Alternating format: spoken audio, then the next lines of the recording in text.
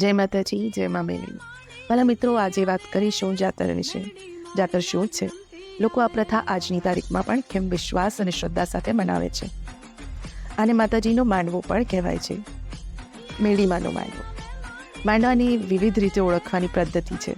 ઘણી જગ્યાએ તેને માતાજીની પલ્લી, રમણ કે દેરાહરુ અથવા જાતર કહેવાય છે.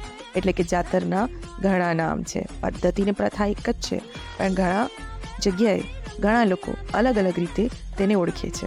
ખરા અર્થમાં તો આ એક આનંદોત્સવ છે, કારણ કે માંડવો નખાય ત્યારે કુટુંબીજનો, પરિવારજનો, સગા સ્નેહીઓ સૌ સાથે મળીને માતાજીના મઢે આનંદોત્સવ મનાવે છે.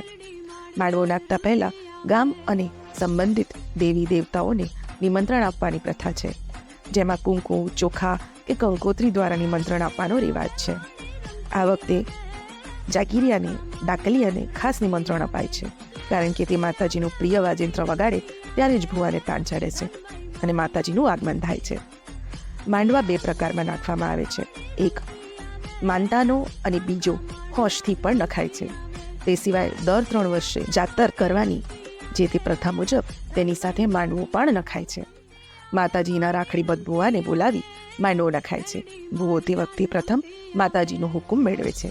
ત્યાર પછી શેરડીના 5 સાઠા વડે માંડવો પંચરૂપ કુટુંબના સૌની હાજરીમાં નખાય છે.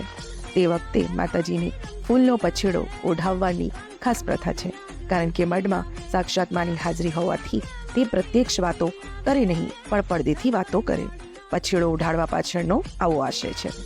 માતાજીનું મઢમાં સ્થાપન થયેલું હોય છે, પણ માંડવા વખતે ભાજોટ પર ઘઉં કે ચોખાનું અષ્ટદળ બનાવી તેના પર શ્રીફળ મૂકી માતાજીનું આહવાન થાય છે.